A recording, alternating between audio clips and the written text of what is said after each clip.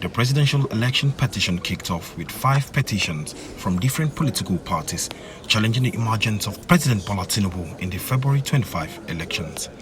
Although 2 of these aggrieved parties withdrew their petitions during the pre-hearing session of the petitions, Peter Obi and the Labour Party, amongst others, continue with a quest to overturn the outcome of the presidential election. The petitioners were given 3 weeks to prove their case after the pre-hearing reports were delivered on the 23rd of May 2023. As time allocated for hearing, calling of witnesses and cross-examinations were stated for easy conduct of proceedings. So far, the Labour Party have presented 13 against the 50 witnesses promised in their pre-hearing schedule amongst the tendering of documents to aid their case. Peter Obi and the Labour Party started by tendering reports through a witness subpoenaed by the Labour Party, by name Claretta Oga, whose identity was submitted as cloud engineer and architect and an employee of Amazon Web Services Incorporated, United States of America. The report says that the Amazon Web server that provided cloud services for INEC's digital backbone for the presidential election did not experience any glitch that could have affected the e-transmission of results on February 25, 2023. The report specifically provides details on the health status of the Amazon Web server that provided cloud services for INEC's digital backbone for the presidential election. The document, totaling 6 copies, were admitted by the court amid objections by INEC, Tinubu, Shetima, and the APC. The cross-examination of the witness was, however, scheduled for Tuesday, 20th June, because all the respondents insisted that the contents of the report had just been served on them and were too technical, requiring them to study it in order to prepare their cross-examination of the witness. I don't understand how crucial. He's a witness. So he's a witness. He is a witness. And he's a witness. So he has come. So he has not been discharged. So I do not have the capacity to determine whether the witness is crucial or not crucial. All we need to do is to produce evidence for their lordship to decide whether the witness is crucial or not crucial. It does not lie within I am doing my case. We are doing our case. The allegations, we are bringing evidence that we think are relevant for the court to determine. So the court will look at it. But to answer you that is crucial, it will be, assuming a function that I'm not qualified to perform. Day 2. It was a feisty day at the Presidential Election Petition Court as the expert witness of the Labour Party from Amazon Web Services Incorporated, USA, returned to the witness box for her cross-examination. She was put through a series of questions that got the proceedings heated up at some point when the counsel for the respondents tried to establish what her link with the organization she claims she works for is. Reference was made to her appointment verification letter, which bears the name Employee Resource Center and not Amazon Web Services Incorporated, and also that there is no identification card from the company confirming her as an employee. In response to why the witness did not tender her identification card, she responded that AWS does not issue identification cards and that all employment verifications from Amazon Web Services are issued by the Employee Resource Center of the company.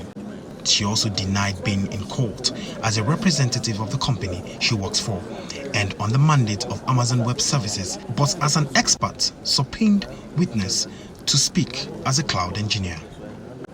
This led to further questioning on how she got the report she submitted before the court, and she responded that they are public information posted on the AWS website. This led to the digging into the background of the witness, who confirmed that she is a member of the Labour Party and that she contested for a House of Reps election in her constituency in Cross River State, which she lost. On further questioning, the witness confirmed that she had sued INEC after it failed to publish her name in the final list of candidates, and that her main complaint was that she could not upload her information on the INEC website due to network failure. She, however, refused to accept that network failure is a form of network glitch. Day 3 of the proceedings, the party called 3 witnesses who said accreditation of voters were seamless, but transmission of presidential election results was difficult. INEC, however, objected to the tendering of evidence by the Labour Party of the total number of registered voters and permanent voters' cards collected in 32 states in the lead up to the presidential polls. Meanwhile, the expert witness was stood down till Thursday for cross-examination. To make its case more convincing before the Justice Harunat Samani-led 5-man panel, the Labour Party tendered vital documents certified by INEC, such as those containing records of registered voters and total number of PVCs collected. Also tendered was the supplementary INEC result viewing portal (IREV) report for 3 local government areas of Benue State, 2 local government areas of Cross River State, 12 local government areas of Lagos State, and for 1 local government area of Gombe State. Day 4.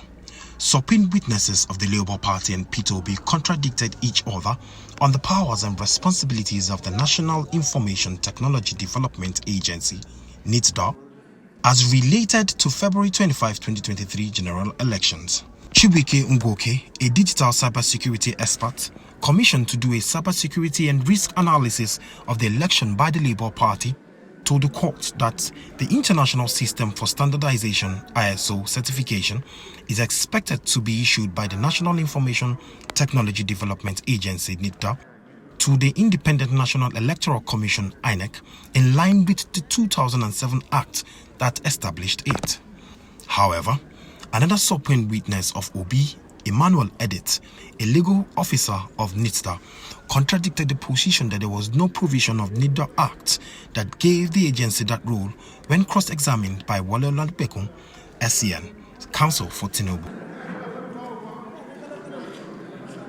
On day 5 of the proceedings, the Labour Party and its presidential candidate Peter Obi concluded its case before the Presidential Election Court after calling its 13th and last witness.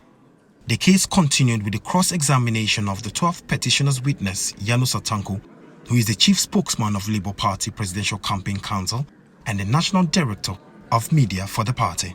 He insisted that the Labour Party should be declared winner, adding that most of the results were not uploaded as promised by INEC. He was asked the number of agents Labour Party had, and he said 133,000 as against the 176,974 polling units across the country.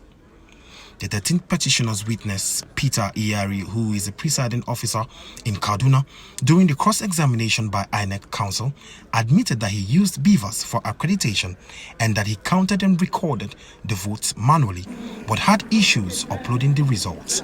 With Iyari's testimony, Labour Party and P2B closed their case, and the respondent counsel is expected to open their case on July 3rd. Well, we thank God that we came this far. We have closed our case, so the ball now is in the court of the respondents. That is to say, INEC, Bola Tinubu, and then his deputy, Shetima, and of course APC. I can assure you that we are ready for their defense. Very, very ready for them to open their case on the 3rd of July. And we'll take it up from there. So are you pleased with the witnesses called and the documents tendered and the whole long jump about INEC? I am pleased with our presentation of our case. Certainly, you don't expect me to be pleased with the conduct of INEC, which is now in the public domain. But that notwithstanding, we still made impressive presentation. There is one fact that can never be denied, that can never, ever be denied, and that is to say, we tendered blood ballot papers, 18,088. Throughout the course of their cross-examination, there was nowhere they ever challenged those 18,088 blood results. And you know what 18,088, what they mean? You are talking about millions of voters who were denied the opportunity of Nigerians, the candidates, having their votes. You know, they voted. Their votes did not count. On that score alone, INEC should have a sleepless night. On that score alone, that 18,088 results were blood. And that is not all. That is not all. We applied to INEC for CTC, certified true copies of results.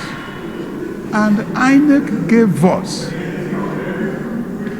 us certified true copies of results that are not only blood, but results that contain, instead of results, the images of vehicles, human beings, and the rest of them. I mean, and mutilations. I've never seen anything like that. Instead of results, you find images of human beings, houses, and so many other things. But